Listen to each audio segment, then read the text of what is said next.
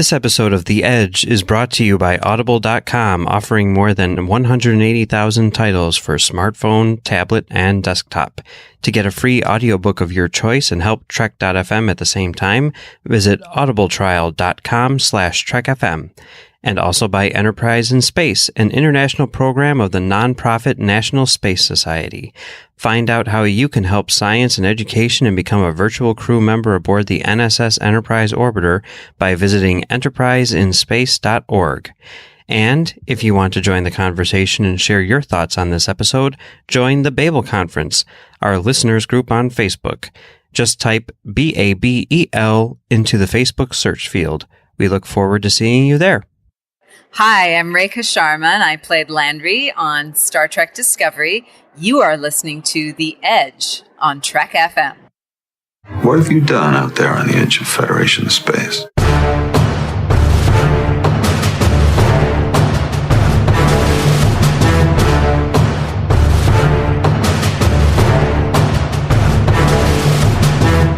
Welcome to another episode of The Edge, Trek FM's dedicated podcast to Star Trek Discovery.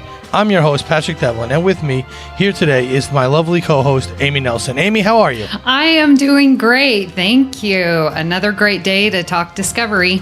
Yeah, I'm actually really looking forward to this one, too, because we haven't done something like this one in a little while, so it should be nice. Yeah, I figured this one's right up your alley with your short stint on Briar Patch. So yeah, this will be perfect. And yeah, that was short. Yes. Talking about short. Yes. Why don't you tell the listeners? Well, Short Treks is here. By the time this episode drops, you will have watched. Well, the U.S. audience, we're still hoping it goes worldwide. We'll have already watched our first Short Trek, Runaway, and that is about our lovely Ensign Tilly. The synopsis is, on board the USS Discovery, Ensign Tilly encounters an unexpected visitor in need of help. However, this unlikely pair may have more in common than meets the eye. Yeah, it sounds interesting. It kind of reminds, because I'm on Warp 5, it kind of reminds me of the episode where that like lobster looking thing contacts Hoshi, but I'm sure it's going to be nothing like it once I actually see it. Well, I'm sort of excited for this one because it sounds like they're on the USS Discovery, so we might get to see our characters that we know and love. So I'm hoping to see a little bit more of them. Yeah, it should be cool. It'll give them time to like develop everyone just a little bit more. So, and in turn, do it with people we've already seen and know. I have an update on The Edge. Yes. So with these short treks, we have gathered the troops and The Edge is coming full force at you. All of our mini shows will be returning for each episode of Short Treks. So you can watch for and look on the Babel Conference and on Twitter. Live from The Edge is coming back for these with Bruce and Brandy. Yay! Tracks from The Edge with our wonderful Mike and Max will be doing the commentaries. We, of course, will have postcards from The Edge to get the fan response, and we will have notes from The Edge with Chris. So watch for those. They will be coming out every month, obviously, after the short treks are aired. So. Yeah, it should be great. I've missed a bunch of those shows since there's no more new episodes. So it's gonna be nice to hear those guys back on the airwaves. Yes, very excited. The Edge is coming back. Yeah. So, well, since we just talked about people coming back, let's talk about someone new, and let's introduce our guest this week from across the pond, from Scotland. We have Joe Keegan. Welcome to The Edge, Joe.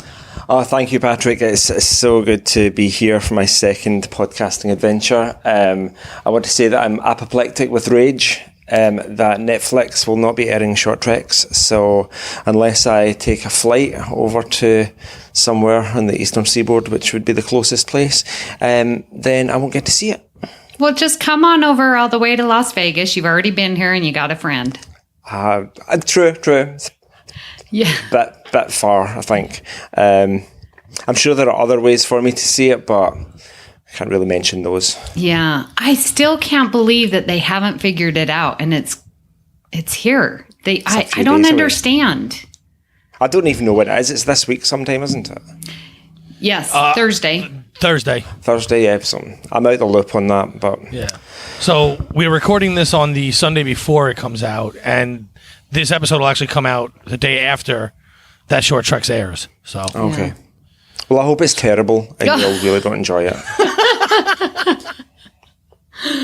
Oh, there's that dry it's humor. going to make its way there eventually. So if it's terrible, you're going to have terrible there. So are you going to be off social media? Like, what are you going to do? The spoilers don't bother me. Okay. Yeah, my short-term memory is so bad that as soon as I see a spoiler, I've forgotten it already. So I am everything's exactly fresh the and new. same way. Yeah, so it's fine. Yeah. Unless I write it down, I won't remember. Yeah. So I wish I had that problem. that's why I have so many notes, because I don't know what to say. Awesome. So, well, before we go any farther, did you enjoy Star Trek in its Star Trek Discovery in its first run? Yes, hands down, absolutely. Yes, I think we got word of it maybe about a year before it aired on Netflix for the first time, and it was just really exciting. For the first time that we were living in a social media centric world, and so there was just so much more opportunity to speak to people about what it was going to be, and the excitement just built from there. So, and it's just so beautifully done. Just so exquisitely produced, given the budget that it has. And I think it's the first time that we've had Star Trek on TV since 2005. Yeah, when the Next Generation technically finished. Right. With We Are the Voyages. Yeah. Yes, that was the worst episode of Next Generation, though. Oh. But yes. Of both Next Gen and Enterprise, yeah. You just shot the Warp 5 host right in the heart with that one. Oh, sorry. But okay, so I think I know the answer to this, but so you would consider this Star Trek to you, right? Absolutely, yeah. I'm kind of not really fussed by defining it as Star Trek or not. I think the people that own the rights for it should define it as they please. And I suppose, owning the rights, what am I trying to say? I don't know what I'm trying to say.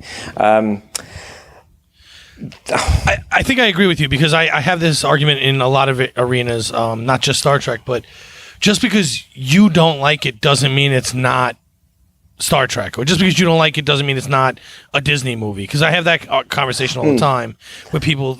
Marvel's not Disney. Disney owns it, so yes, it is. So I think you're trying to get to something along those lines, that because they own it, they get to say whether it is or isn't. Yeah, it's like if I write a book, I get to decide what the book's about and how it transpires over the whatever I write. But with Star Trek, if it's got the label Star Trek on it, I'm going to watch it.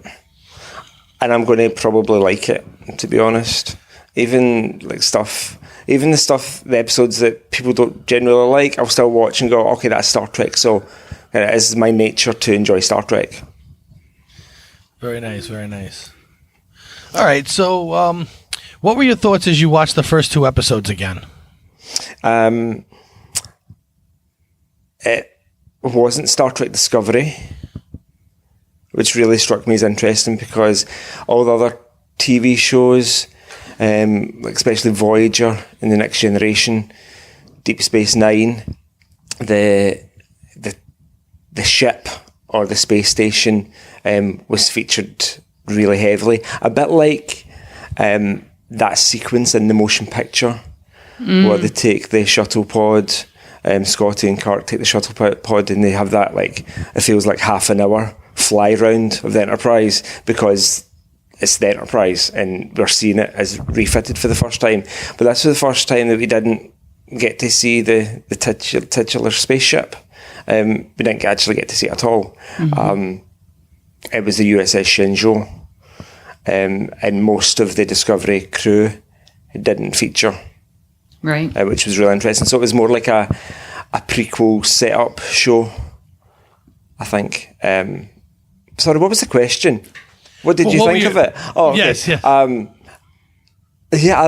loved it. It's amazing. Yeah, I agree. Because we didn't see the Discovery, and you're right. Like, we always see, even like Next Gen Encounter at Farpoint, and we get to see the Enterprise D, join with the saucer section, and like we have this ship scene, where the ship is one of the characters being introduced to us, and we get that with each of the series, Deep Space Nine and its scene and its space station and its glory and beauty that it is. And yeah, we don't get that. I would definitely agree with you that these 2 episodes are a prequel, I guess, to actually Discovery. When I was watching it again, just so impressed with the space scenes and like how beautiful and crisp and colorful and in depth they are. It just really makes you feel like we are in space. I feel very enveloped by the sets and you know what I mean? Just the outer spaceness of it. Does that make sense? Yeah, the quality of the CGI is remarkable. From the very first opening sequence where you see that looks like a charred planet, and then it zooms out and it looks like some kind of planetary nebula at the end of a cloudy tunnel. Yes. But it's Takuvma's, the inside of Takuvma's eye and his iris, I suppose. And you never really told, is that a reflection of what he's seeing, or is that are you looking into the burnt and charred remains of his soul because he's on this epic quest? Ooh, I like that. Yeah, now watching this again, I really enjoyed these 2 episodes again. And I agree, this is more like a prequel, something you would see that came before "quote unquote" Discovery. But I think it's vitally important that we see these 2 episodes and what it tells us, because without it, everything else kind of doesn't make sense. So to have left this to maybe, I've heard some people make the argument they should have left this to a book or something along those lines to come out along with the show, but not everyone reads a book, or not everyone else goes and looks up some little small video that explains it. So I think that would have been a terrible misstep in there, for them to do. It is weird that we don't see the ship and we don't get introduced to the ship, and we do get introduced to the Shenzhou as if it is a character, even though it's going to be gone very soon. They even point out like how old the transporters are and how they're behind them and not above them and stuff like that, and which is kind of interesting. I guess it really whatever. But it is a little weird that they do it this way, but I like it. I enjoy it because we get to learn a lot about Burnham right up front. And we know we're going to be following her story anyway. So I'd like to know all these things now and not getting little snippets throughout the series of flashbacks. I think it wouldn't have worked it wouldn't have been as powerful if they did it in that manner. I love the first scene when her and, well, not the first scene, but when her and Giorgio. Yes, Giorgio are walking, and she asks her, if you were stuck here for 83 years, what would you do? And she's like, oh, I'd reveal myself and try and become friends with the natives. She's like, what would you do? I'd escape. Right. And they just walked in a circle, and when they pan out, it's the Star Trek logo, it's the Starfleet logo, which is even cooler. She's like, oh, I set a star. Which is cool. I mean, no one would be looking for it, but hey, it's great. Burnham, at that point, describes herself as a xenoanthropologist, which I thought is really interesting. But then you never really see her do anything xenoanthropological at all. Yeah. Well, doesn't she when she's analyzing the kitty? Oh, the spores. No, the kitty. The not what? the Gormengander, the other one. The navigator. Tardigrade. Tardigrade. Tardigrade. Yeah. Yeah. Okay. Yeah. Yeah, but that's it. And it really doesn't. Right. I mean, you didn't need to be a xenobiologist to know when I shoot at it gets scared and kills me. Yeah. Right. True. Like that's more of a common sense thing. Yeah. Can we go back and talk about the Shenzhou? Yes. Because I really like it. Go ahead. It's just a really, really nice ship. And the fact that we only saw it in 2 episodes, maybe 3. Did we see it in 2? 3 episodes? Does Vok not go back to take out the Yeah. Some piece of technology. They're going to uncouple. Yeah. Yeah. They needed power. Mm-hmm. They needed to get power from it. Oh, okay. And that's when he finds their Starfleet records of Giorgio in Burnham. Okay. Mm-hmm. So maybe 3 episodes. But I think the ship was designed by John Eaves. Yes. And it's the only ship that we've seen that's got its bridge on its underside, at the bottom of the saucer section. And the Walker class is named after John Walker, who was a real-life NASA test pilot in the 1940s and 50s. I think he died in 1966 during a mid-air collision at an air show. Wow. So interesting story. And we've seen a picture of John Walker in Star Trek 2009 in maybe an admiral's office, and he's standing beside one of the airplanes that flew. Yeah. Okay. Huh. Wow. Yeah, I noticed that the bridge was on the bottom too, because one thing that I noticed in this rewatch, like, okay, there was too much spinning of the camera. And so when they come and they finally get to the bridge, and I'm like, wait, the bridge is upside down, but that's because the bridge is on the underside, which to me makes more sense. Why would you have it on top? It's going to be more prone to getting attacked and fired upon. If it's on the underside, it would be a little bit more protected depending on the battle. Is that not a hangover from old, like, naval vessels, like seagoing vessels on Earth, where you put your bridge on the top of the ship? And so they just designed all Starfleet vessels like that. Yeah, I mean, probably because it's just comfort level with the viewer. Okay. Everything we, like you said, it's a whole hangover. In naval ships, they're on the top front, but you look for the beam, and that's where the bridge is. And even on planes, they're on the top of a plane. They're not underneath a plane. Even though, you can make the argument that would make more sense for landing. Well, and it doesn't really make sense in starship terms, because that's going to be your most vulnerable. Like in our day, in our times, if you need to have that perspective to see maximum, and you're going to get that on top. But if you are seeing things via view screen and sensors, then you don't need to be at the highest point of the ship.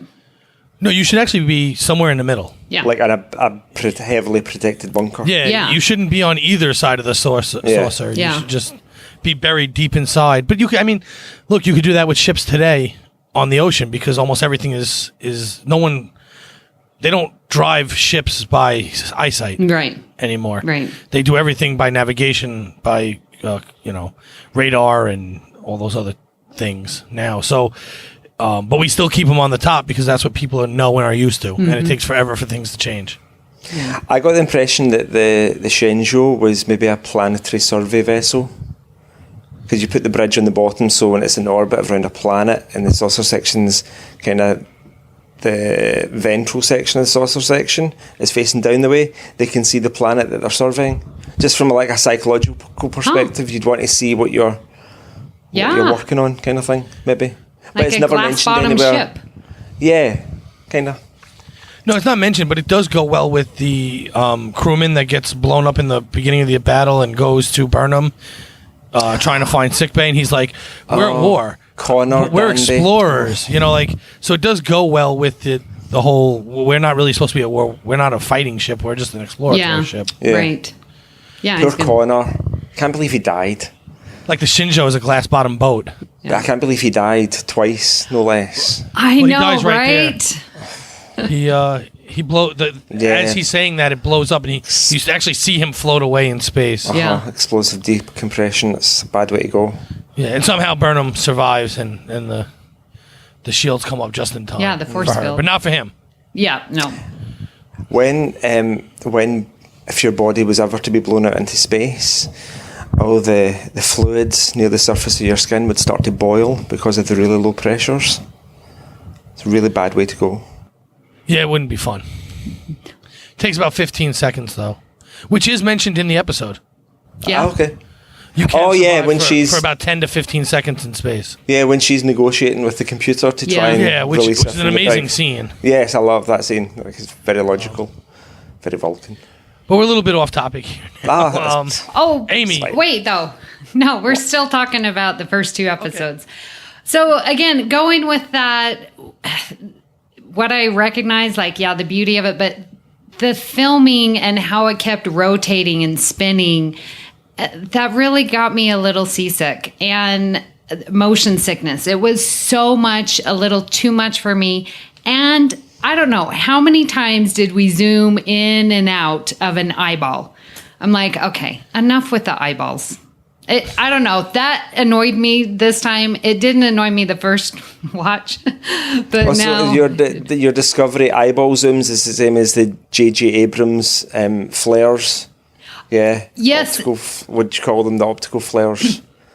And I noticed they did a lot of flares when Burnham was being first introduced to her home by Georgiou, and the doors open, and this is your new home, and all these lens flares. I'm like, oh, okay. Oh, lens flares, that's the word. Yes.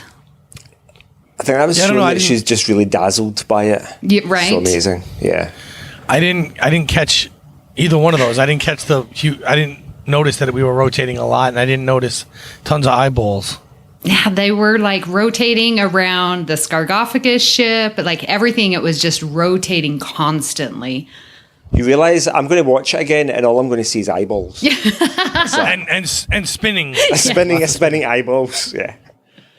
So no, I mean, I think they were just trying to kind of get you used to that, because every time you go to Black Alert, the whole screen spins, and so does the ship. That So could maybe be. they were just trying to warm you up for that. I don't know. Yeah. A guy found a method he likes. He just kept using it. Yeah, right. I think Star Trek before is always space battles and space views have all been really two-dimensional. Like, two spaceships would always meet kind of head-on, kind of aligned on the same plane, and there's no up or down in space, so why can't, like, one spaceship be upside down and the other spaceship be on its side? Because they don't need to be kind of flat. Yeah.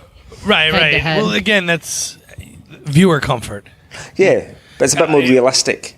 We can view it easier if we don't have to think about why they're not turned upside down and sideways.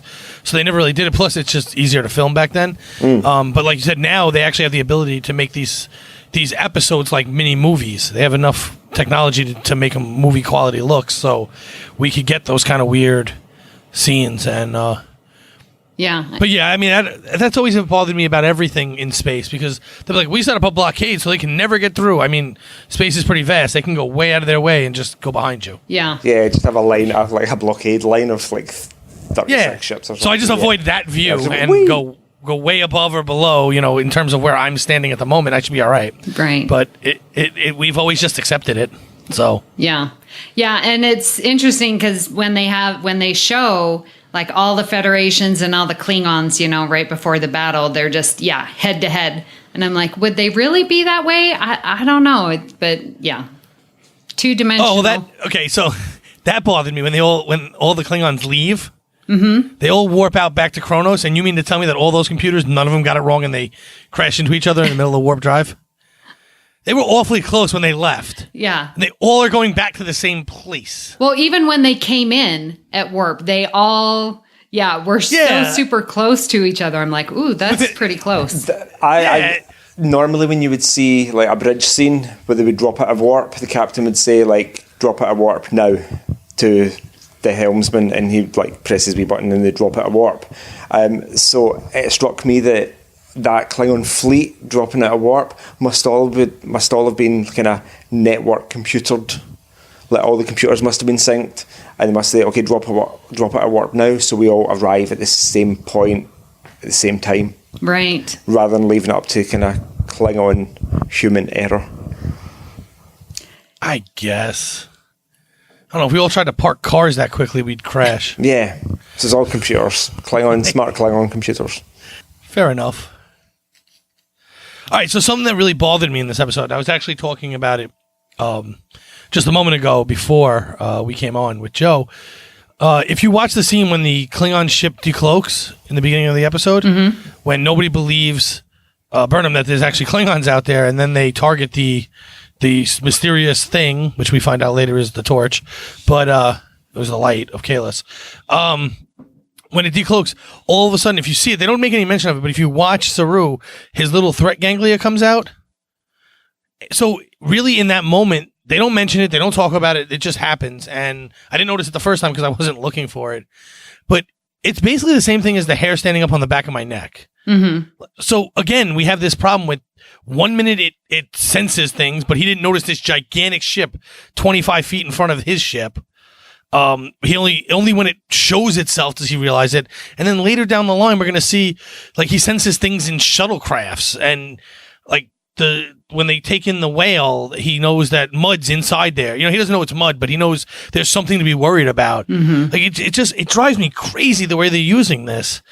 Sometimes it matters, sometimes it doesn't, sometimes it happens, sometimes it doesn't. Like I don't know, it drives me nuts. Did you notice that he had more clicking sounds that I don't remember hearing later after these 2 episodes? Yes. And that I'm like, well, was that sound supposed to be his threat ganglia? Like, I didn't understand what that clicking sound, and then I don't remember hearing it again. And I was like, oh, what is Saru doing? Is he, clicking with his tongue? I didn't know what that sound was. It's very weird. They wrote him very oddly. Whatever. I think he's really alien, though. Yes. Which I like. I think he's a fish. Do you know? He was Doug Jones was a fish in the shape of water. Yeah. I don't know if he's a fish here. I saw more of a humanoid, weird, like kind of horse cow thing. No, I know they end up going that way anyway because he does like the donkey kick later and everything, and he's whatever. But I don't know the way they explain him in this point. He just seems like a fish. Fish. Yeah, wow. When he's explaining he goes where we were hunted, we were farmed. Like I don't know. It sounds like what we do to fish, right? Like farm raised fish. It's Patrick. It just drives me crazy. I don't know. Watch the hate mail I get. I know. Calling him a fish. Amy and I will be sending it. Yes. But you can't deny the fact that they describe him as a fish in that They scene. do. I didn't think of a fish at all until you said it. I was thinking. Now watch it again. Yeah, like I'll cantaloupe. be watching spinning. You'll be watching fish. Cantaloupe. That was so funny. Cantaloupe? You farm cantaloupe? I was antelope and cow. I put the 2 words together. To make a melon. We're hunting watermelons. Wow. Oh, gosh. No, I don't know. The whole ganglia thing, the way there's so many, like, openings in his, I don't know. He just seems the way a fish acts. Like, okay, I kind of want his face, like, the sections of his face to move. Now, like a puffer fish, like, when he's under threat, his face swells up. Oh, but then he'd be like Phlox. Yeah, exactly. Yeah, that's what I half expected Phlox. That. Yeah, but just the ganglia comes out when he wants it to, apparently. Mm-hmm. So, I don't know. That's what I have to say about it. Can we talk about the opening sequence? Yeah. Which I really love. Yes. So, what did you think of the opening sequence? I really love it. Why? What specifically? It reminds me of a Bond opening sequence. Oh. Yeah. And there's a point where this big flower opens up and the Discovery flies out of it, and there's a big stamen or something that kind of whips after the Discovery.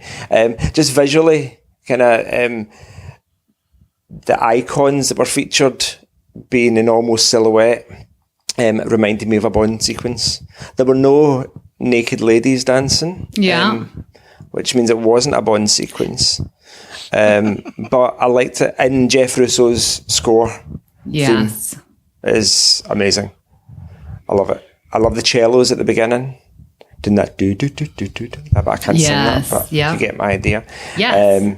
And then it features Alexander Courage's little fanfare bit right at the end. Yeah, and that ties it in. Mm-hmm. I loved it when I heard it for the first time. Yeah, it makes it trek. Goosebumps. Threat ganglia. Unpopular opinion number 27 of today's podcast. I hate it. I don't like it at all. I don't like the opening sequence at all. I don't like anything about it. I said that on live. I went on live right after the first episode. Oh my gosh. And they almost threw me off the podcast on the spot. For saying that, but I just didn't. I don't know. I didn't enjoy it. It kind of grew on me a little bit. But in fairness, I hated the opening to Warp 5 too. I mean, to Enterprise. Oh, Still, so that grew on me too over years. I don't know. I like the way every other show did it with just. I mean, this one goes back to music, but it shows us not like the ship flying around. You know what I mean? Like it just shows us some other abstract art kind of stuff with all, and the things that are actually going on during the opening are pretty cool, like the two hands and fading away and all that. But well, and you notice that throughout the season that the opening sequence changed depending on where we were in the season. Yeah, and they showed a lot of the things that were in the original opening sequence throughout the series. I know, I just didn't like it. I haven't noticed that. It's not my. You should. I don't know. It's just not what I would have done for it, I guess. It doesn't make me hate the show. Yeah. Like I said, my favorite show is Warp 5, and I couldn't stand their original opening sequence. And then they changed the music and made it slower, just as everyone got used to the original version. Right. And made it worse. But well, I don't know if it was because I was in the middle of watching Westworld, but that opening sequence, just sort of the sound and the pictures that were on, it really reminded me of the opening of Westworld. Oh, it's very similar in sound and everything. Yeah. I never even put two and together, but I watched that too, and it's very, very similar. But like I said, it's a very unpopular opinion, so I'm like one of the only people in the world that feel this way. So yes, I guess they did a good job considering everyone else loves it.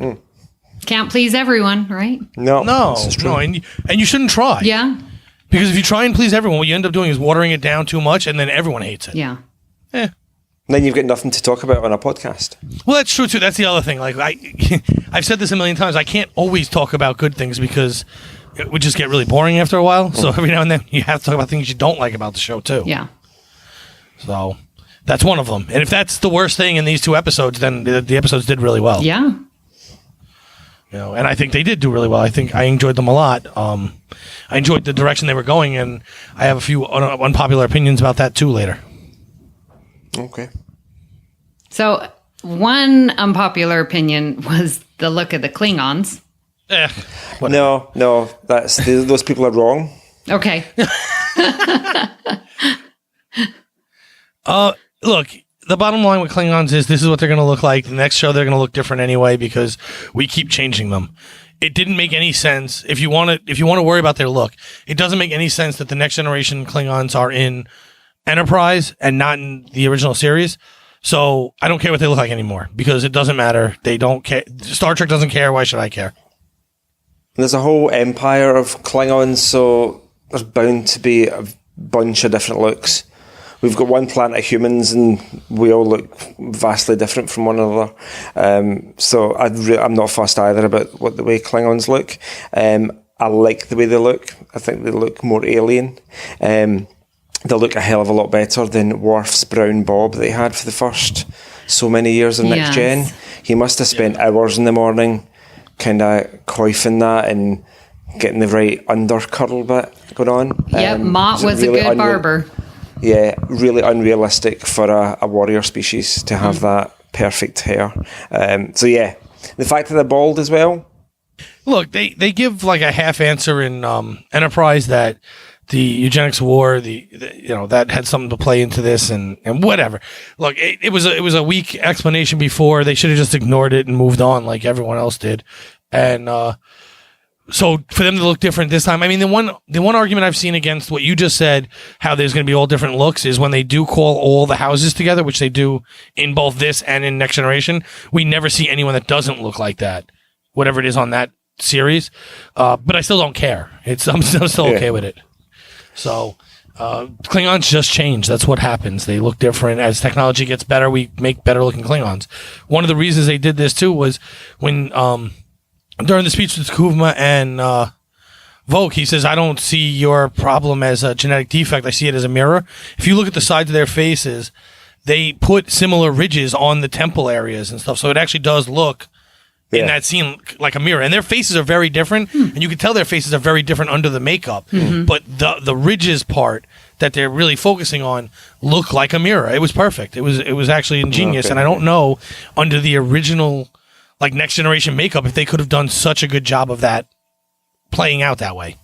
No, in Next Gen, if you watch it on Blu-ray, close-up shots of Worf, you can sometimes see the Modrock plaster fabric where they've like, it's and his nose. It's a bit shoddy, but yeah, they mentioned that at STLV, like they needed more coverage because the filming is so much better, and obviously with all the zooming into the eyeballs and stuff. But yeah, the shots of the Klingons, are going to be closer, and so you can't have these bits of prosthetics everywhere. It was a full mask type of which thing. must have been nightmarishly hot to wear under the lights of filming. So yes, especially with those costumes, which were stunning. I don't know if you saw them at Star Trek Las Vegas last year, was it?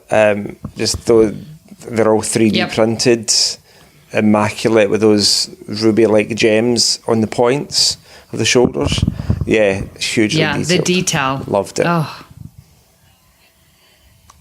So I did, watching this, see, when they're out on the sarcophagus ship and, the torchbearers out there. And I'm like, there's no way that these Klingons are going to be able to fight with all of this, and then you've got Starfleet in their flexible, comfy uniforms that, flexible so that they can move easily. And then you've got these rigid Klingons. I'm like, I don't know how much fighting you can do hand-to-hand combat in such massive armor. I mean, I think about seeing knights of old, and they're all in this armor and they're just sitting on a horse with their jousting stick. And I'm like, they can barely even move, it did bother me a little bit. It makes sense. If you're going to be doing hand-to-hand combat with heavy swords and things like bat lifts, which look nothing, I think that's the only change that bothered me a little bit, was how different that looks. And I don't mind necessarily changing, but it changed so drastically that it's almost, they might as well just called it a new weapon and changed it to a new weapon altogether. But if that's the way you fight, then heavy armor is what you're going to need. Because no matter how flexible Starfleet is, they could be ninjas. All it takes is one hit. It's over. It's like a heavyweight going up against a lightweight. Yeah, the lightweight's going to get a lot of shots, but they're never going to knock the heavyweight down. And then the heavyweight just has to wait for that one uppercut, and the match is over. Okay.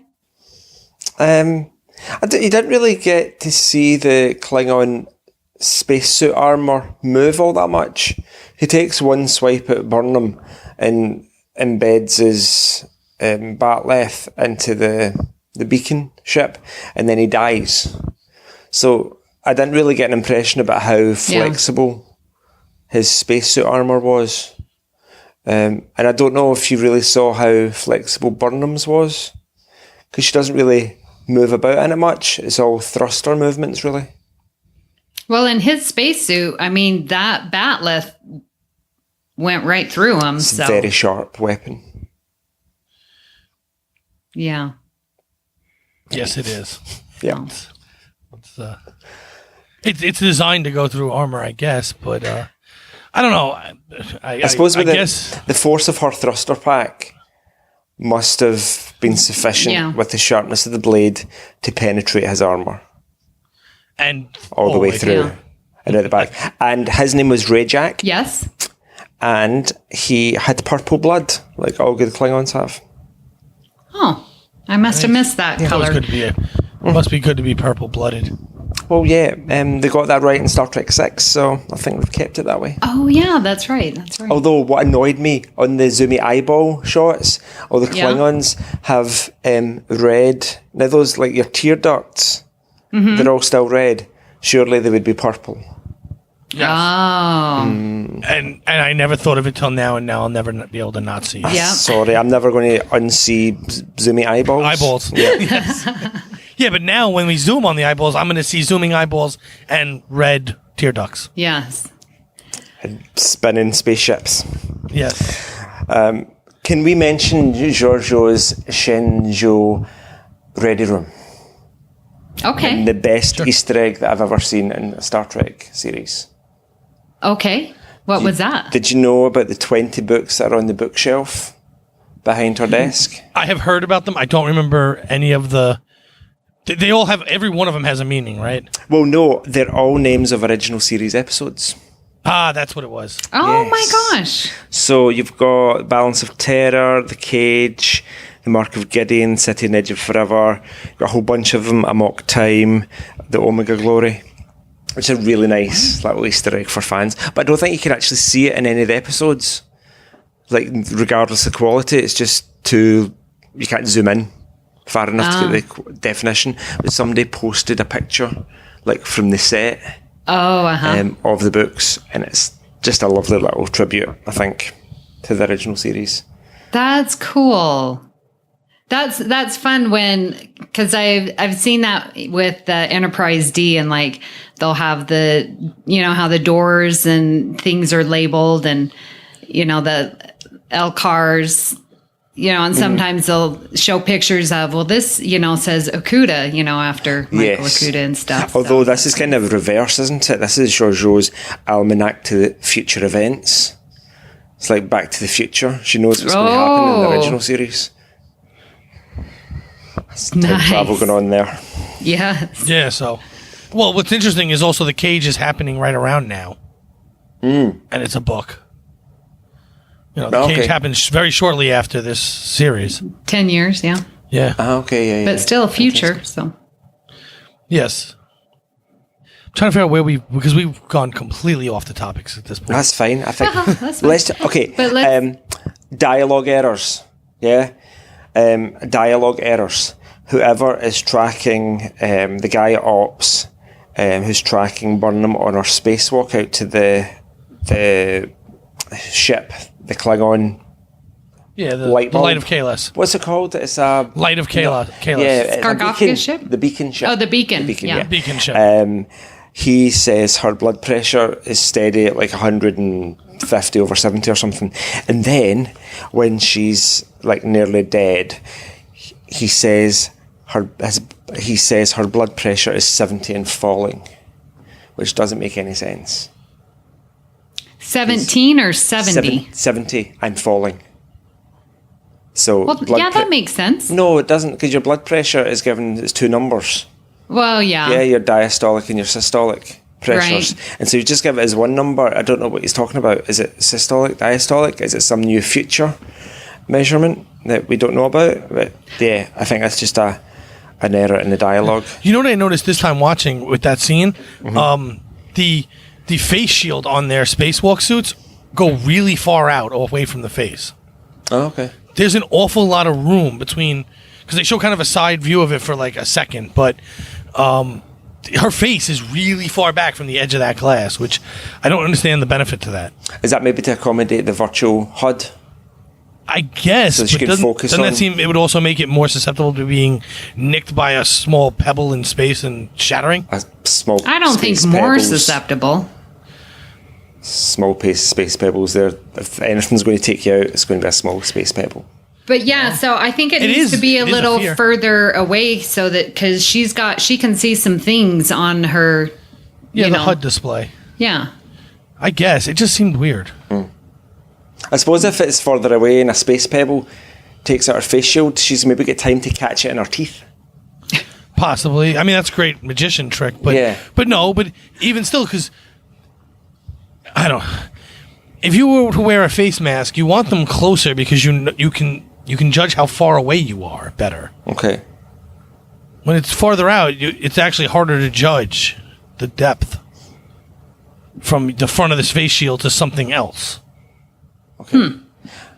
I only know that because when I Why? wear a stupid hard hat that's high, I crack my skull on everything.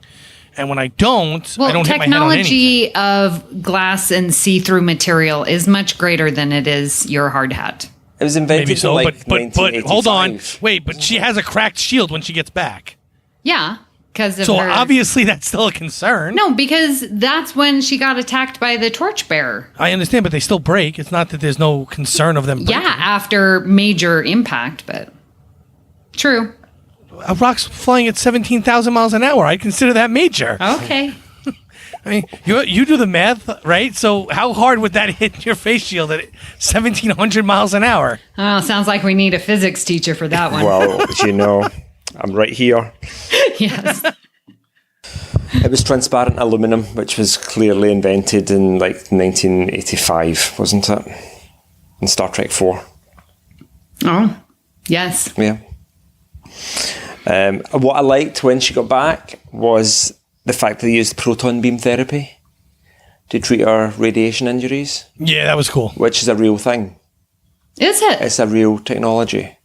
Wow. We have it They currently. talked about genetic unspooling. Yes. Her DNA was damaged, and so they wanted to fix it. So yeah, they use particle accelerators to accelerate protons to really high energies, and they release energy whenever they stop.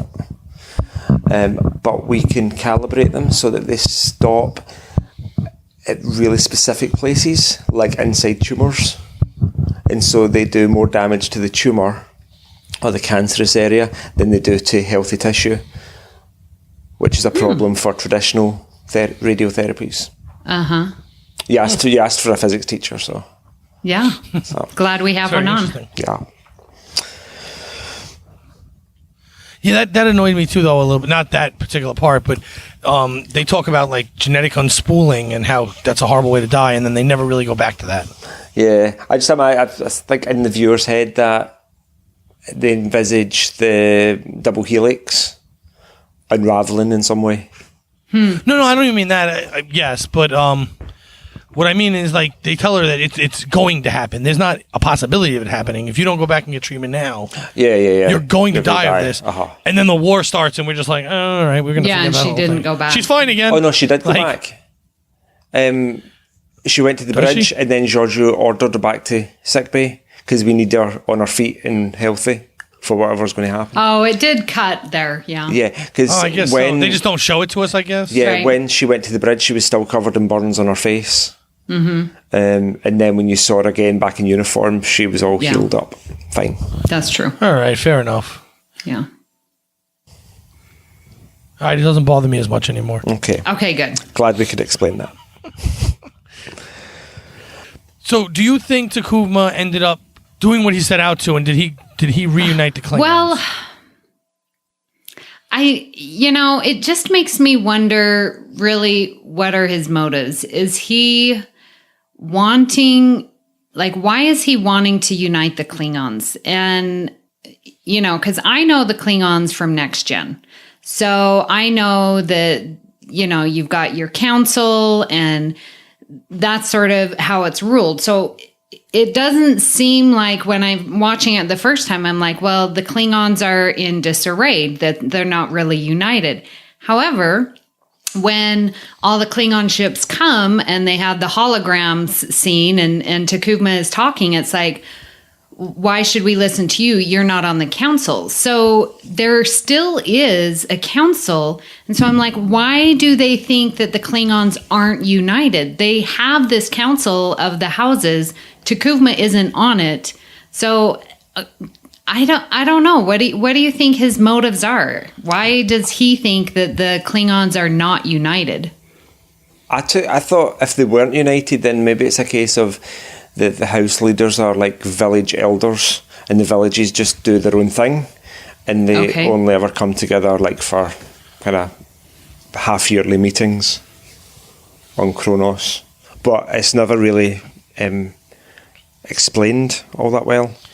I assume they weren't united, and his plan was to unite them. But I don't know if it was ever really stated what his motivations were. It's clear that he had an unhappy childhood.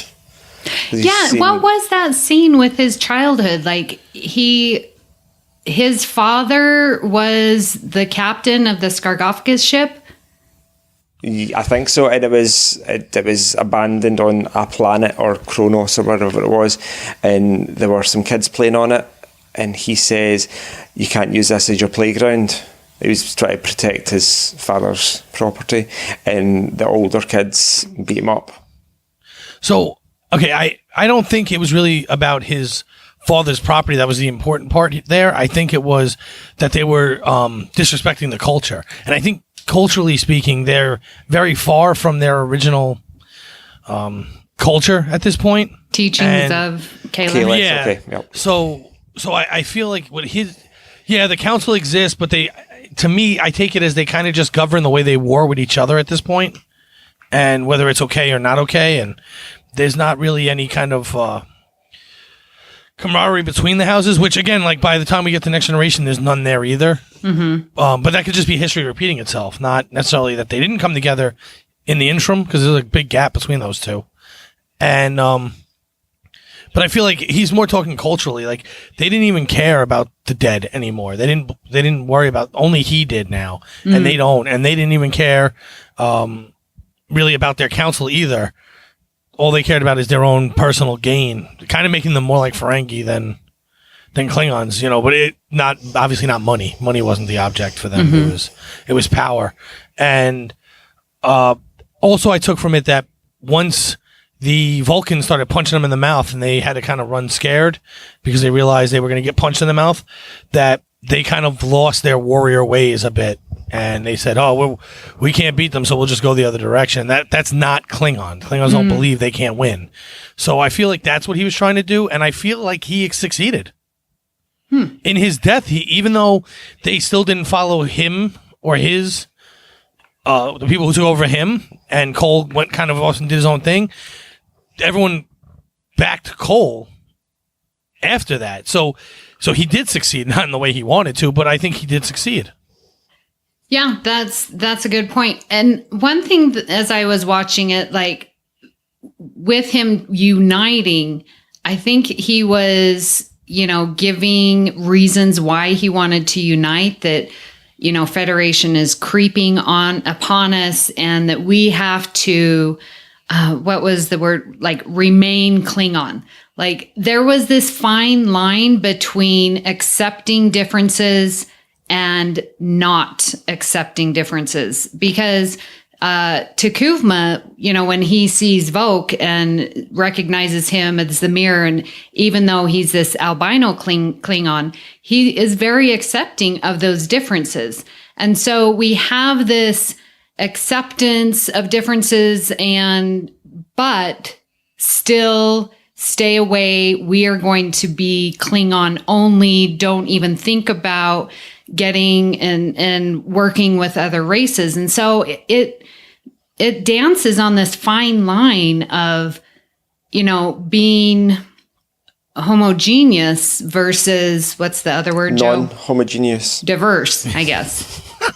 I like diverse. We'll go with term for it. So, no, but I think that's why they make a big stink to point out the difference between culture and race.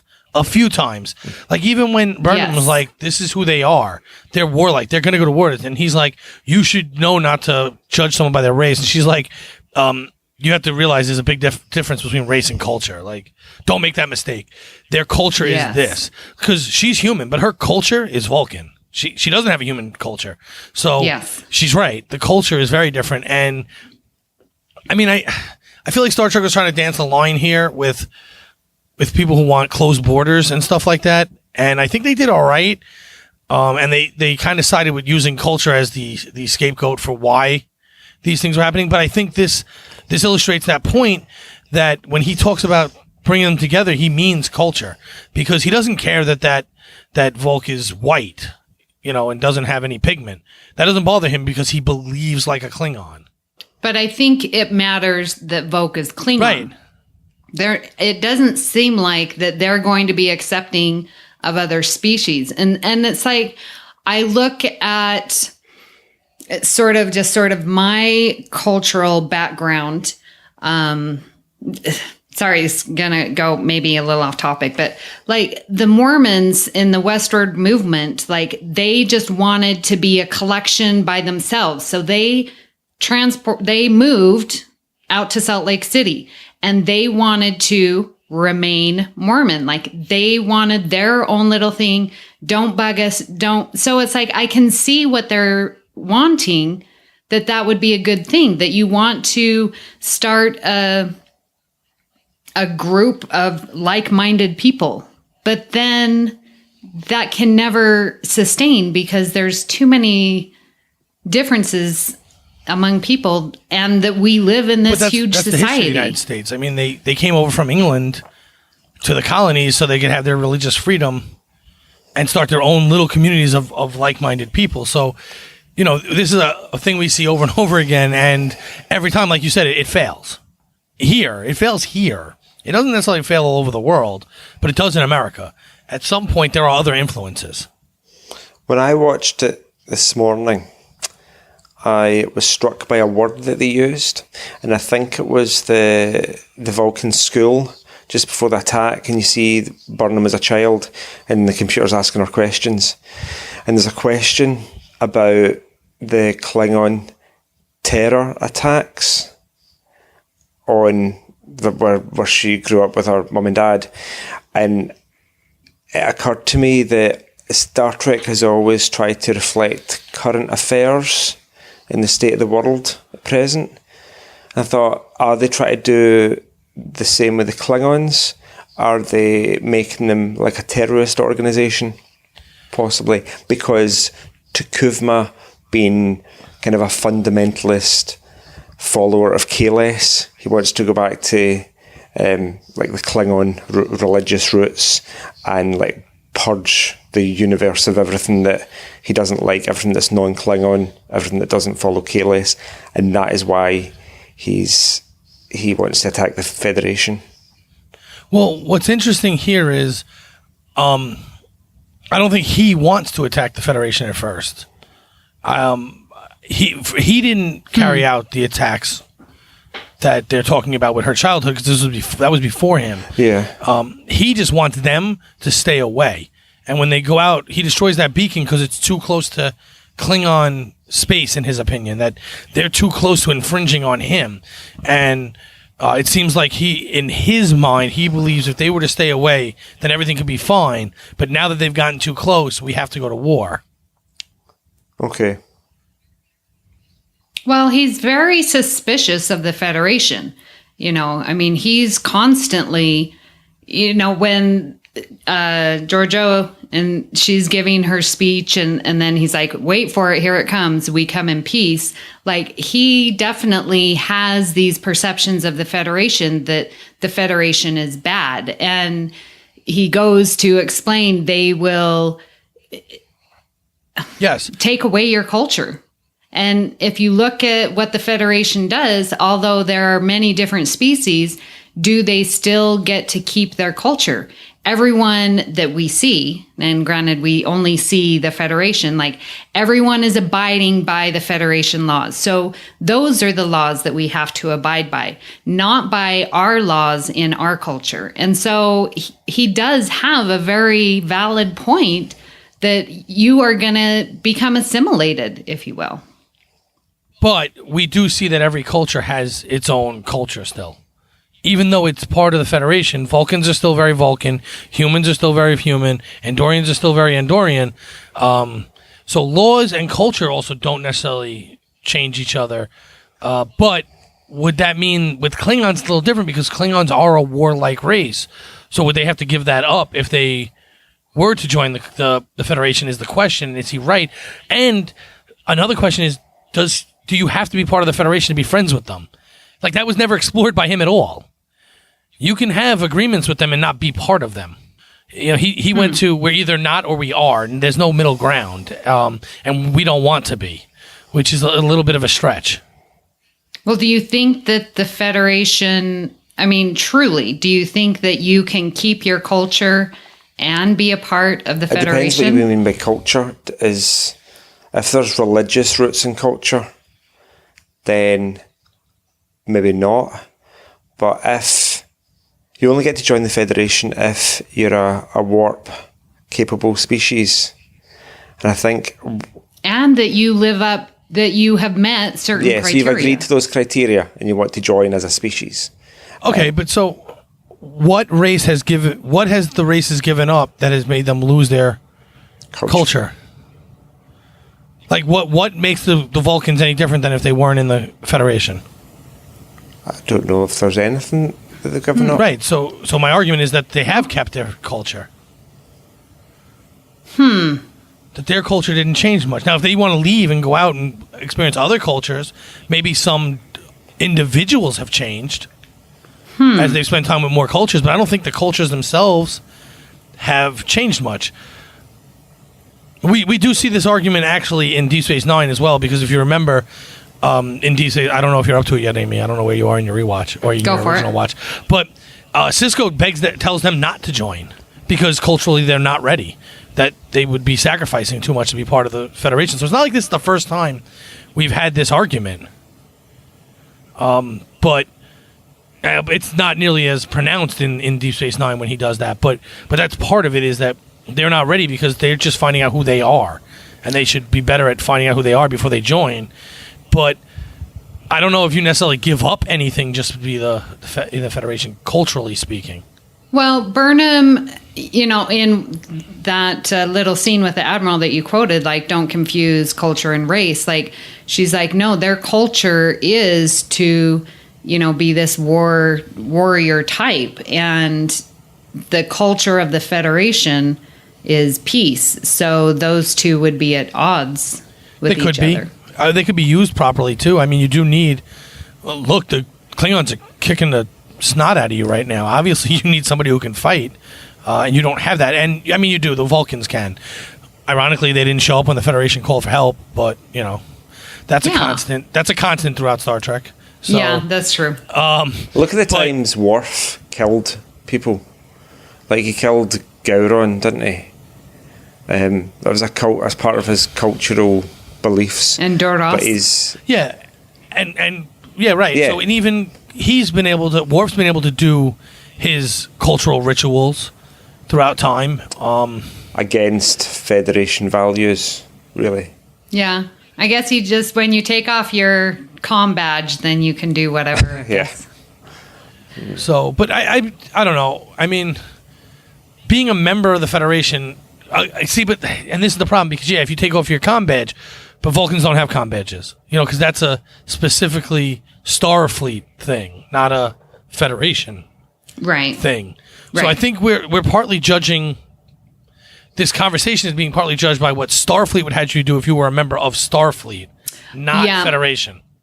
Good distinction. Yes, you're right about that. Yeah, joining Starfleet, then yes, you're going to lose your culture.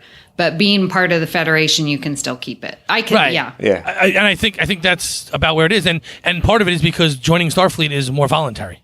Right. I mean, granted, the cultures themselves they have the ultimate say if they want to join the Federation or not, but the individuals don't. Whereas in Starfleet, it's an individual choice if I want to join, and if I want to join, I know this going up front that I won't be able to do certain things. Mm-hmm. Although they do give a lot of liberties for religious beliefs and stuff like that. So yeah.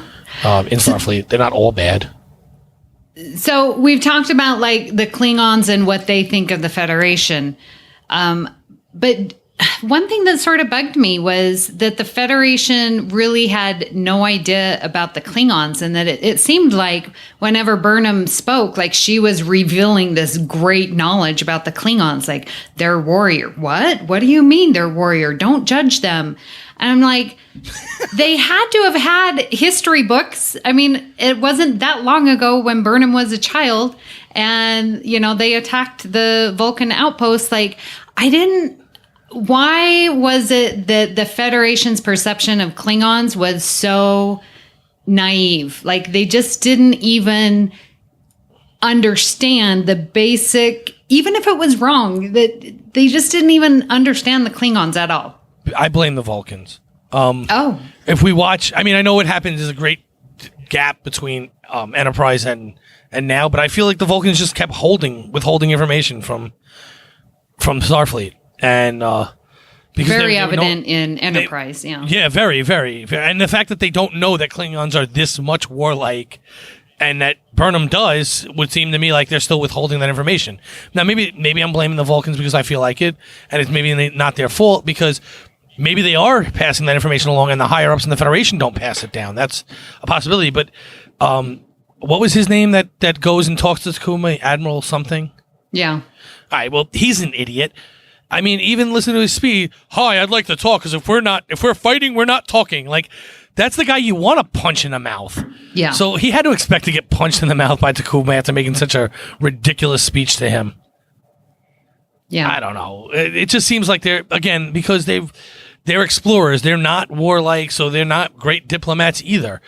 It's easy to be a diplomat when everyone likes you that you're going to see. It's hard to be a diplomat when you're up against an enemy and they haven't seen one. Yeah. Well, and one thing that I like about Takuma is that he is capable of uniting so many followers, and even Burnham recognizes his importance with the help of Sarek. You know, I think Sarek puts it in her mind that something has changed with the Klingons, that there is an outside force, their acting behavior. What do you mean they haven't fired upon you yet? There's something different, and that difference is probably someone, that's uniting them, or not uniting, but there is a difference from what he would have expected their first encounter to be. And she says that, to Georgiou, don't kill him because then he'll become a martyr. And then they will be able to fight forever on his memory. Take him as a prisoner that will, take away his power, a prisoner of war, and then we can get the upper hand. And it just made me think of, like, so many times people commented on Takuma's speech and how it was so broken and difficult to understand. And I'm like, well, if I think about leaders who I have been inspired by, like, their speech is different than you and I. Like, they're more eloquent. They emote better. And I think that Takuma has this gift, and is a natural leader that combines both the ideals of culture and ideals of religion with Kahless, and puts them together to, sort of build and create where he's at, and that he does have this martyrdom come. So here's something that's interesting with that, though. They say all that, right? And then they kill him, and he's not a martyr. Everyone ends up following Cole. And so they shot that story and just shot it out into space and then never went back to it. But so that annoys me a little. But let me jump in, because that annoyed me too, because it was Burnham's idea to not kill him, and then she ends up killing him, shoots him in the back. Yes. Yeah. The whole thing. I thought, wait a minute, you needed to take him captive to get him be a prisoner of war. Yeah, but I could see that. I'm trying to remember the scene. I could see that accidentally happening. I don't think they shot it well, that it was an accident so much. But I think it was revenge, because because she was mad about Georgiou. Yeah. Right. So yeah, it's a terrible idea because she knows better than anyone else, and she should be able to hold her emotions well enough to be able to do it. I don't know. I've never had anyone killed in front of me, but they just, and then he's not a martyr either. So it's like, that whole thing didn't make sense. Another thing that drives me crazy is when she tells Georgiou, we have to punch him in the mouth first. We have to get the first shot on them. What she's not explaining is, in that story, the Vulcans doing that once did not stop the Klingons. That's not what stopped the Klingons. It was the fact that the Vulcans actually outgunned the Klingons and continued to do it over and over again. So in the situation, because she says, I'll remind you, we're outgunned, and Burnham's like, yeah, but we have to shoot first. But you're going to lose. It's not a Vulcan Hello. A Vulcan Hello would be to outgun them and blow up their ship, which is murder. But that's what it would be. It wouldn't just be that we shot first so they run and hide. We'd have to be able to beat them, which we can't do. We just cannot do it. So that whole plan, that sounds great, but Sarek even alludes to, he's like, our answer is not your answer. Meaning, you don't have the weapons. You're not prepared to do what we did. I'm not entirely sure about Takuma's motives.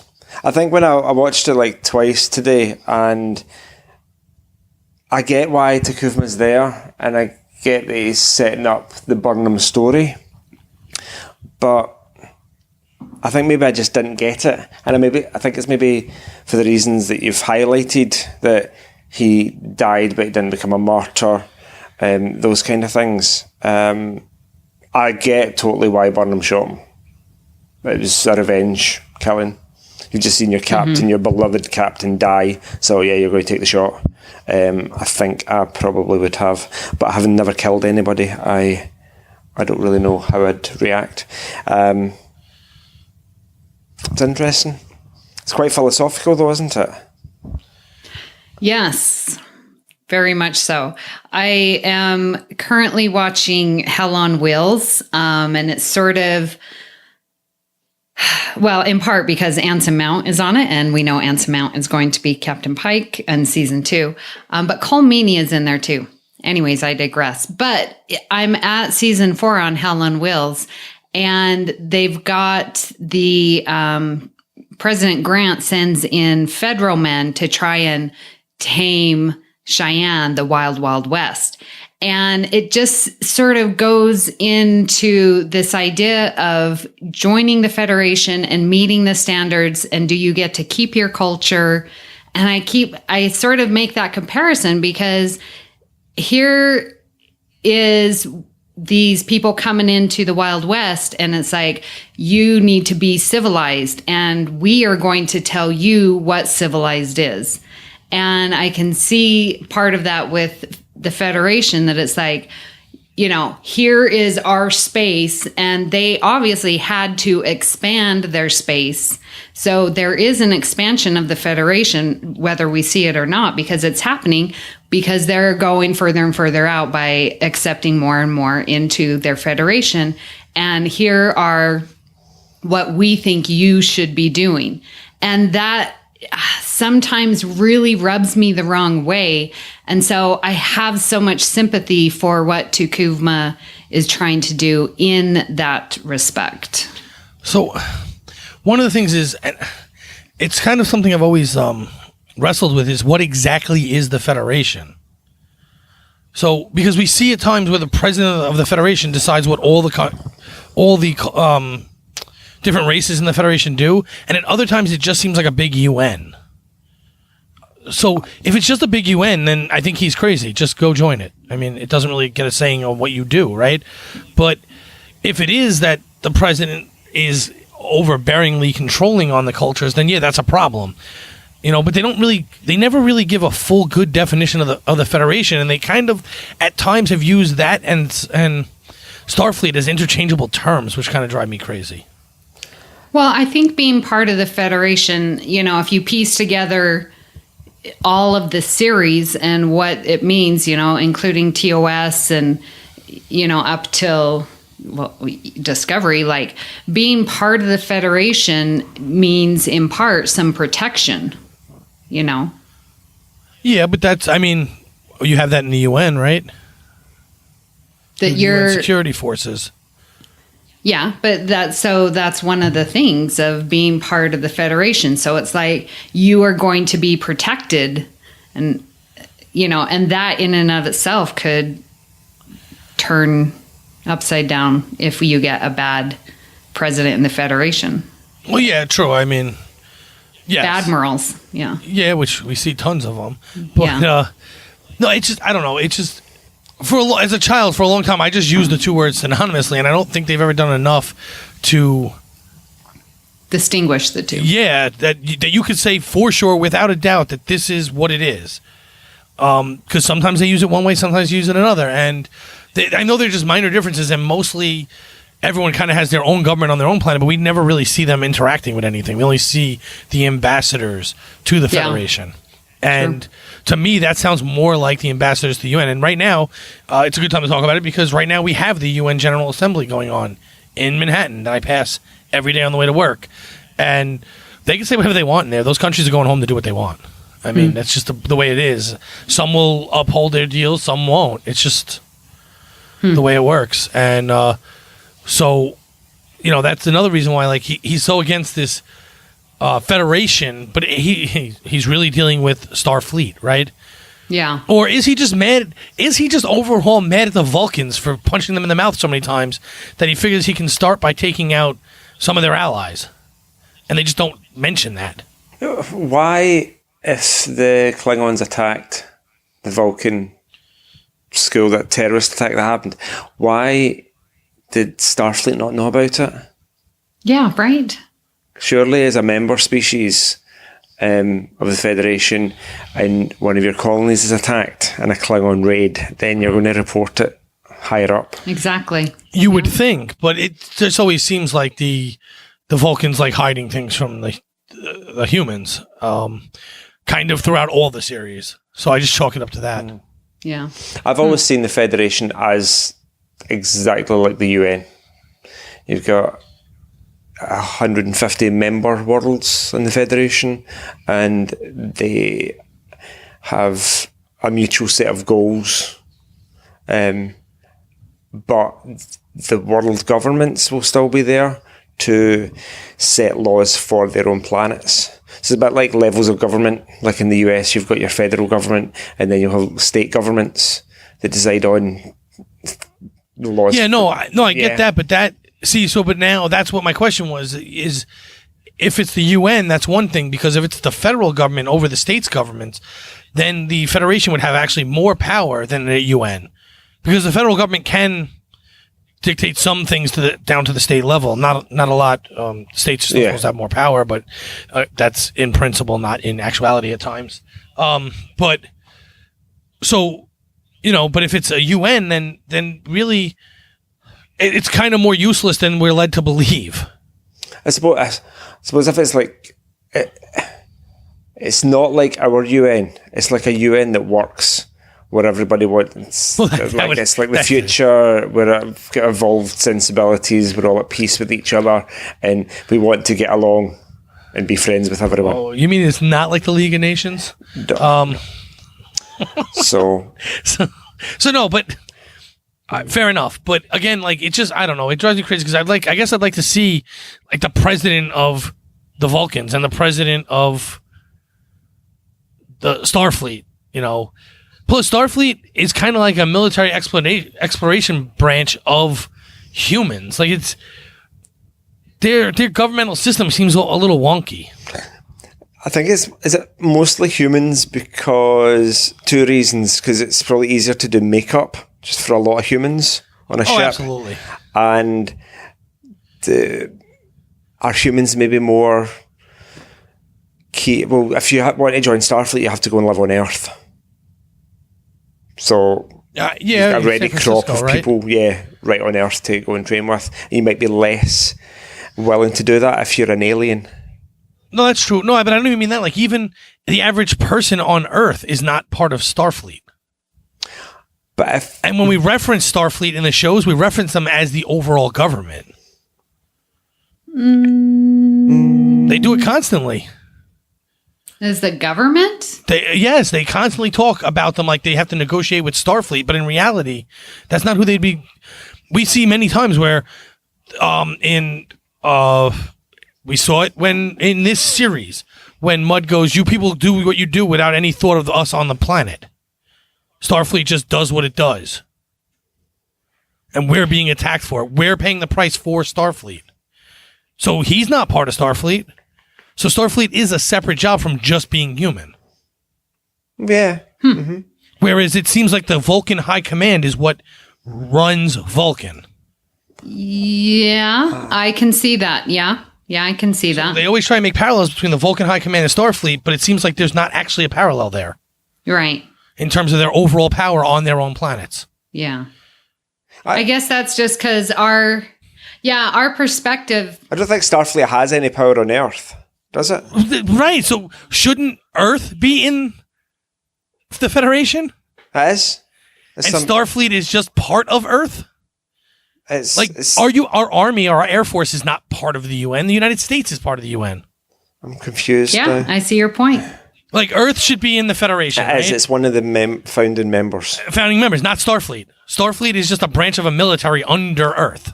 Yes, I think. The Royal Marines in England wouldn't be part of the UN. No, the British government is.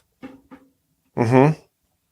That's right. So that's where they keep confusing me. And now I've confused everybody. Mm-hmm. Yes, you have. but I'm right, I think. Okay. I think if someone can do a flow chart, they might see that I'm correct. I think you have to do that flow chart. to help us understand. Because if I try and do a flowchart and something I don't understand, based on I will attempt this flowchart, but I'm warning everyone now. I'm only using Vulcans and Dorians and humans. I'm not putting in the other Tellarites. 148 races that are in there you go. the Federation. But you have to put Tellarites in, then they're the other founding race. Okay, 4. fair. So I'll do 4. Yeah. Okay. I'll do 4. Cool. But it's just it drives me crazy. And now you hear why it drives me crazy. See how insane all of that just sounded? And these are the things that keep me awake at night. Oh dear. Well, that's a little too much then. It's just a show. Oh, now you're going to get hate mail. Oh, yeah. Now I am. Okay, so now that I've confused everyone. Why am I here again? Where am I? Yeah. So, is there anything else anyone wanted to talk about in terms of T'Kuvma before we move on from him? Can we move on from T'Kuvma? We could. Can we do our final thoughts? Can we? Oh wait, I got one more thing for T'Kuvma. We're that drove at me 121 already. All right, just one last thing. So the one thing that bothered me about the way they portrayed him is his Klingon was a little rough, right? I mean, we found out everyone else kind of spoke it a little better, but his English, and on purpose, was rough when he was talking to the Admiral. Okay. But then at the very end, when he gives the speech to anyone who would listen, his English was way too good at that point. I don't remember that. Watch the last scene when he talks to Georgiou before they go over there, and he tells him, "You're only here to bear witness to the defeat, blah, blah, blah. That's the reason why I left you alive." It just, his English was way too good. I think you just got used to his cadence. Maybe. Was it English or was it Universal Translator at that point? That's a good point. I don't know. That's one thing I liked, the fact that when it was Klingon, they were speaking Klingon and they had subtitles. And on Netflix, you could select to show the Klingon subtitles. Yeah. Oh, that's cool. Yeah.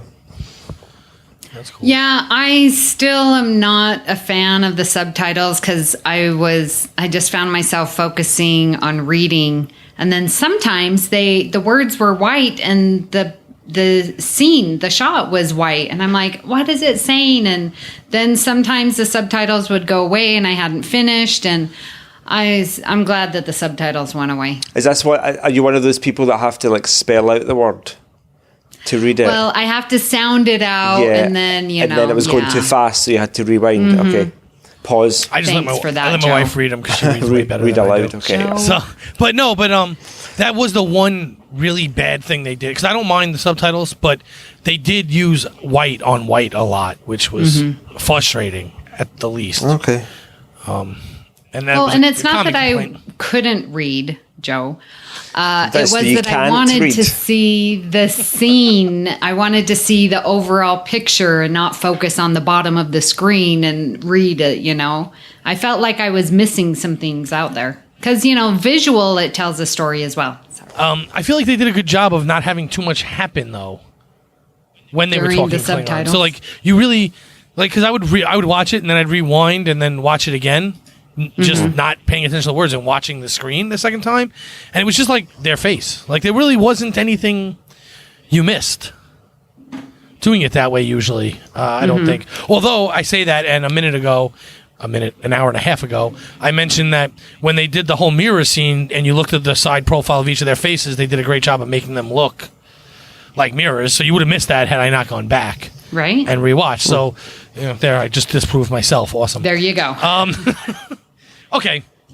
So, Joe, do you have any final thoughts on these 2 episodes? Well, I wanted to say other stuff. I had some little tidbits of amazing things. Okay, hold on. Joe, do you have any tidbits of amazing stuff? So, the Klingons, the High Council, I suppose you call them, in Hologram, that meeting that T'Kuvma had with them, there was somebody from House Dagor, and House Dagor is mentioned again because there's a character called Dagor of House Dagor in Deep Space Nine's The House of Quark. Oh. Yes. Interesting tie-in. Also, there's somebody from House Mokai. And the woman with the jewellery on her forehead. Yeah, she's of House Mackay. Captain Janeway plays a member of House Mackay in the Herodian holodeck episodes. Yeah. Yes. It's another House Mackay member. And we haven't mentioned the Shenzhou computer voice, which is worth a mention. I missed Major Barrett. Yes. However, the voice is done by Tazia Valenza. And Tazia Valenza played Tishanik, the young Vulcan in TNG Coming of Age, where Wesley went down to the planet to sit his Starfleet entrance exam. And there was Mordok the Benzite, there was Tishanik the Vulcan, and there was that young human girl. Yes. The girl that plays Tishanik is the Shenzhou computer voice. Interesting. Mind I love blown. Yeah. So those are my tidbits. I love your tidbits. Tidbit section is complete. Awesome. So, do you have any final thoughts now that you've gotten all that awesome information out? Final thoughts. Yes, it's utterly beautiful as a TV series, and I need to see more. I will see these short treks, even if I have to steal a rowing boat and row all the way over so that Netflix can connect to US Netflix and I can see it. It's the best opening to Star Trek series that we've ever had. Just beautiful quality. The word beautiful comes up because it is visually spectacular. It's very dark, but I think it's dark because it's 2018 and we expect TV to have a level of darkness to it because we live in dark times, and it matches the theme of the show. It's about a period in Federation history when we were at war with the Klingons, and I like the fact there are so many details.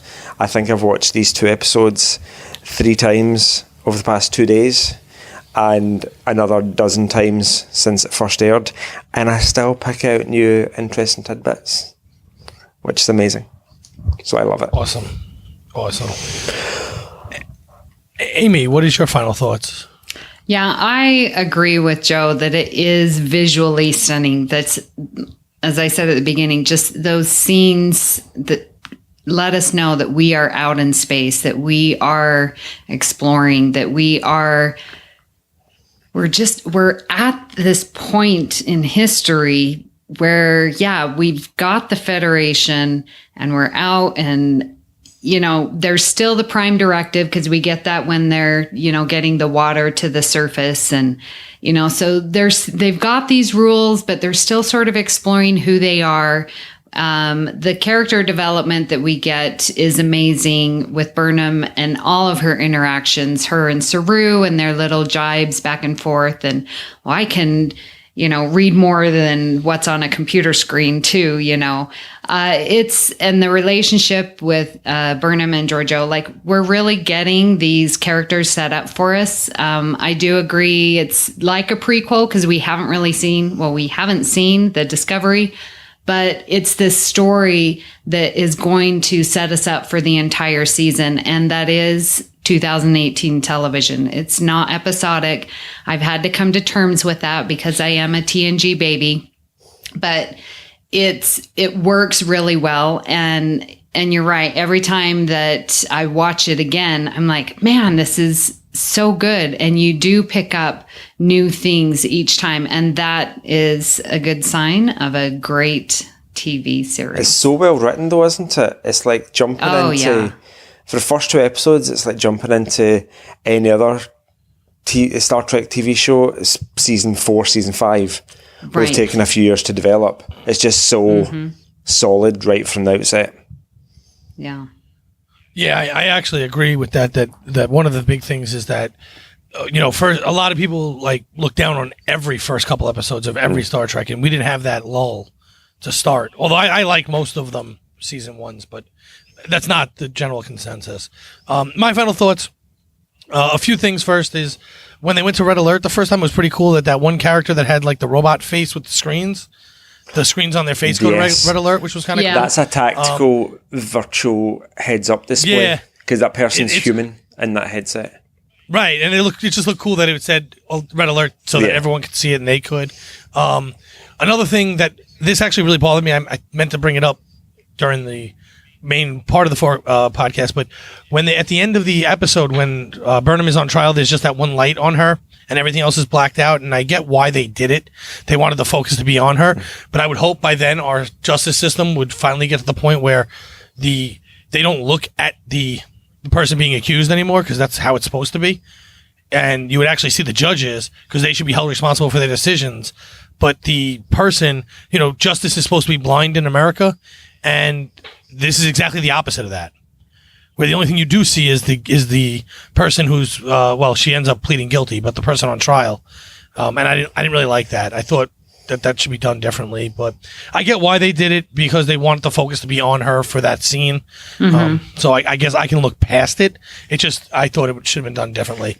As far as the 2 episodes go, I think they were great.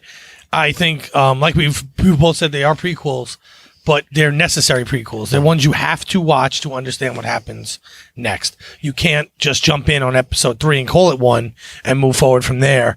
You need this. You need all of this information.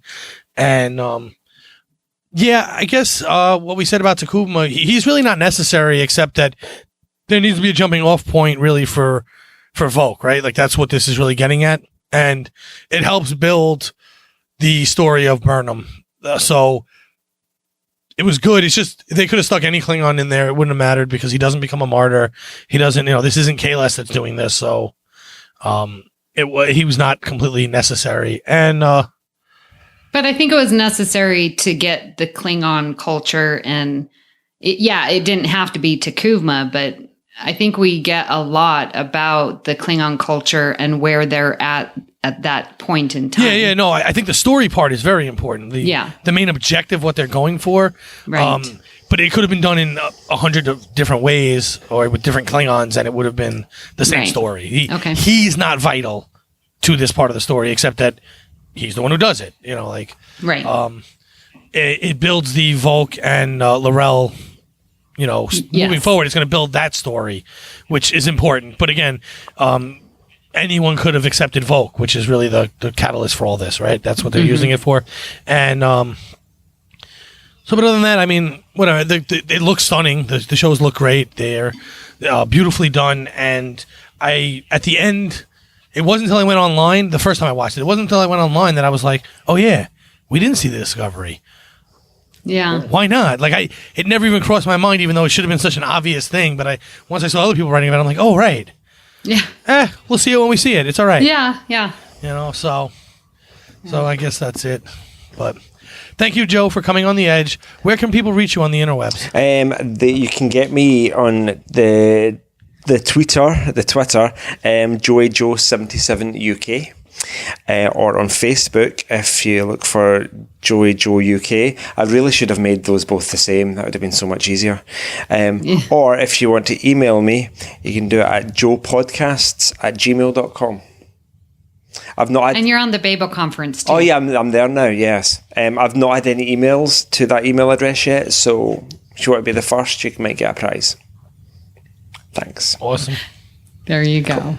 Awesome. Thank you for joining us and for a great discussion. And the tidbits were amazing. I love tidbits, factoids. They're my jam.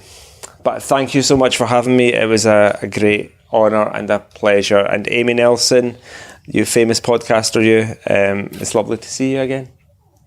Yes, you too, Joe.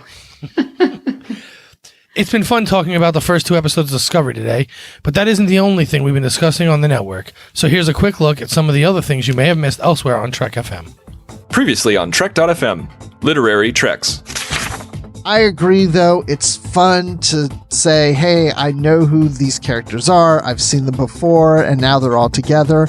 That is cool. But at the same time, how realistic is it that they would all know Worf at some point or another?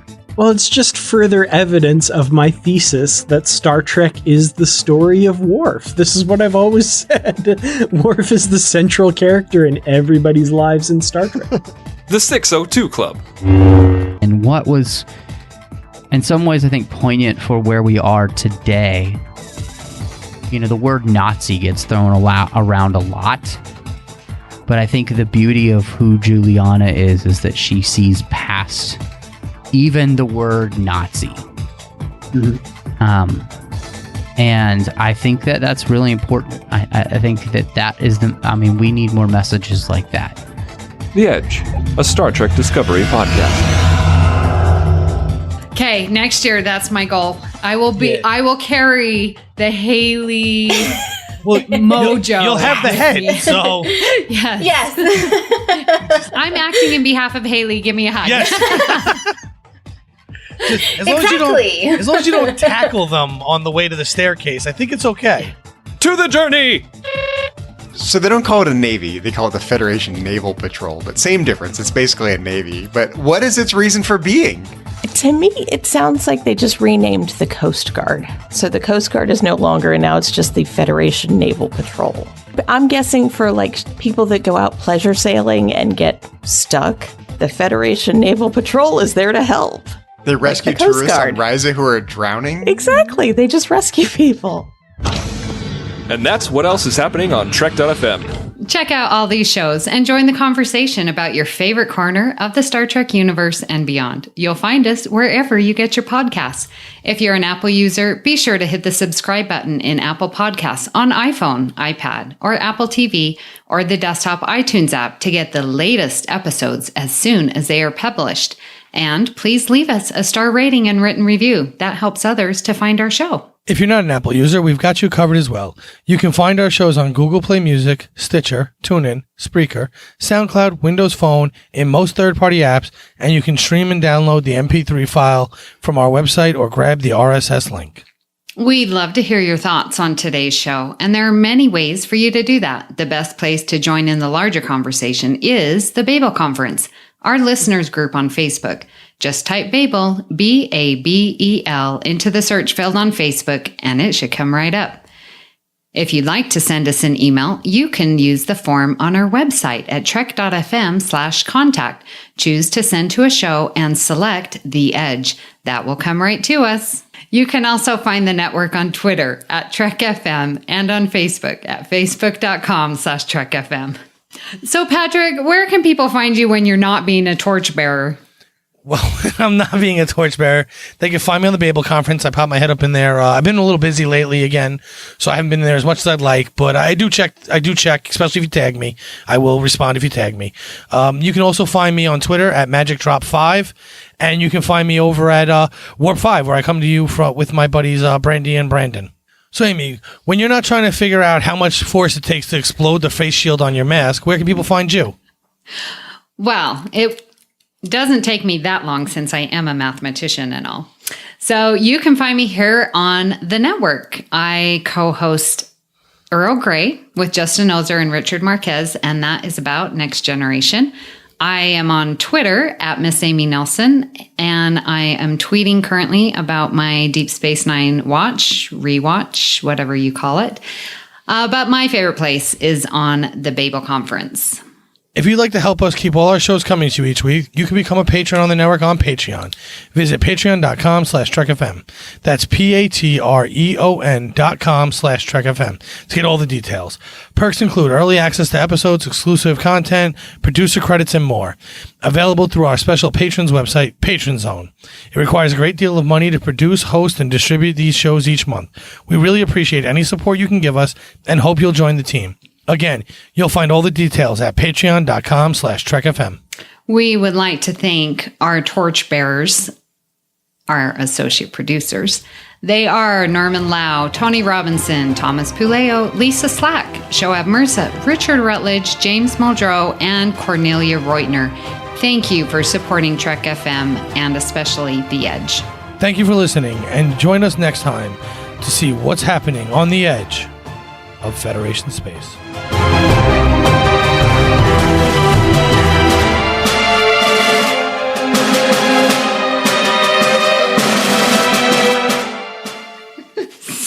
Go to somebody.